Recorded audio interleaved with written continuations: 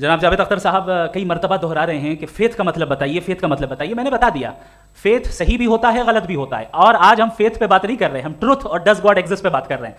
क्या does God exist, ये truth यानी गॉड है या नहीं है, इसमें से दोनों ट्रुथ क्या है। अब आप उसे फेथ कह लें, बिलीफ कह लें, नॉट माई बिजनेस। उसके बाद आपने कहा कि भाई सवाल करने से मजहब रोकता है। मैं कहता हूं जो रोकता है वो रोकता होगा, मैं नहीं रोकता, बल्कि सवाल करें, सवाल करना चाहिए। सवाल कर करके तो हम आगे बढ़ते हैं, तरक्की करते हैं, और इसीलिए मैं आज यहाँ पे आया हूँ। लेकिन सवाल सिर्फ खुदा से नहीं होगा, आपसे भी होगा। सवाल एथिज्म से भी होगा, सवाल सिर्फ मजहब से नहीं होगा, सबसे होगा। और आज मैं सवाल करूंगा और उम्मीद है कि आप जवाब देंगे। अभी तक आपने वैसे कॉन्टिंजेंसी आर्गुमेंट का कोई जवाब नहीं दिया। चलें, आपने कहा यूनिवर्स के बारे में इटर्नल क्यों नहीं बोल देते। ये चूंकि लॉजिकली पॉसिबल ही नहीं है कि यूनिवर्स इटर्नल हो।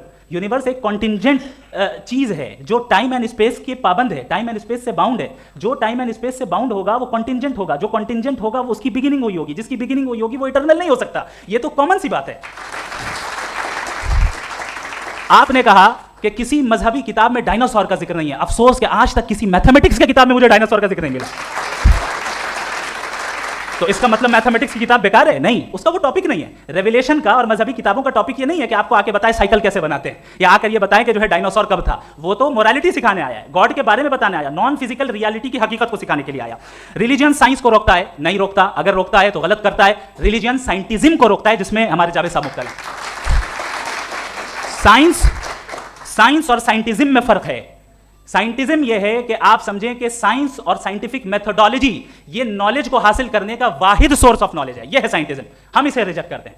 हम साइंस को तो तरक्की करते हैं। भाई आप हमारी पूरी तारीख कर लें, पढ़ लें तो आपको पता चल जाएगा। बहरहाल ये अलग टॉपिक है। उसके बाद इन्होंने एक लफ्ज कहा, वेटिकन ने फतवा दिया। वेटिकन का फतवे से कोई ताल्लुक नहीं है, दोनों कॉन्ट्राडिक्टरी अल्फाज हैं। उसके बाद उन्होंने कहा कि भाई हमें नहीं मालूम। अगर नहीं मालूम तो क्लियरली कह देना कि नहीं मालूम है, इसमें क्या हरज है। तो वही तो मैं कह रहा हूं ना कि आप कह दें कि नहीं मालूम, लेकिन क्लेम क्यों कर रहे हैं कि गॉड एग्जिस्ट नहीं कर रहा है। आप कह दें नहीं मालूम है, हो सकता है हो सकता ना हो, लेकिन आप क्लेम कर रहे हैं। The moment you say God does not exist, this is a claim, and now the burden of proof is upon you too, जैसे हमारे ऊपर है। और क्यों है मैं बताता हूं, क्यों है ये भी मैं बताता हूं। फिलोसॉफिकली जो क्लेम होता है ना, सिर्फ ये नहीं होता कि इंसान कहे पॉजिटिव क्लेम करे और नेगेटिव क्लेम करे तो बर्डन ऑफ प्रूफ नहीं है। आप मिसाल के तौर पे मैं कहूं कि फुला उस कमरे में कोई नहीं है, मैंने एक नॉलेज का क्लेम किया है।